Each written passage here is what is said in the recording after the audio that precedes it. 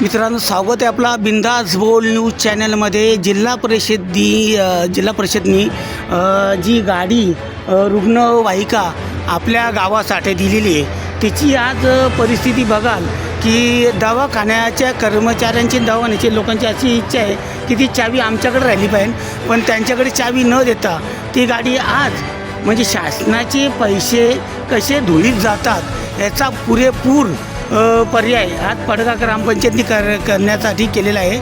आणि ती गाडी आज एकदम धुळीत पडलेली आहे, तर त्याचा अधिकार या दवाखान्याकडे आला तर अनेक आपल्या गावाच्या परिसरामध्ये रुग्णवाहिका ती जाऊ शकते, कुणाच्या बॉड्या वगैरे जाऊ शकतात, पण काही गोष्टीची यांना काही घेणं देणं नाही आहे।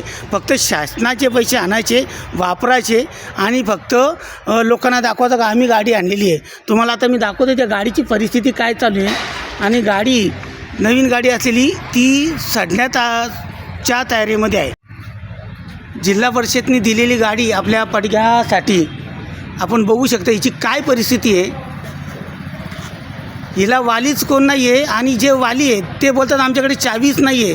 चावी खिशात ठेवून ग्रामपंचायत काय करणार आहे की कुणाच्या डेड बॉड्या नेणार आहेत हा ग्रामपंचायत आपल्याला सांगू शकते। गाडीची परिस्थिती बघायला आपण एकदम हलकीची झालेली आहे, ना जी सर्व्हिसिंग आहे नाही कुठं काय नाही, गाडीवर एवढी धूळ चढलेली आहे आणि ग्रामपंचायत ह्याकडे दुर्लक्ष करते। फक्त लोकांना येणाऱ्या काळामध्ये इलेक्शनमध्ये लोकांना फक्त दाखवणारी गाडी फिरून का आम्ही गाडी आणलेली आहे। गाडीची परिस्थिती काय ती बघा।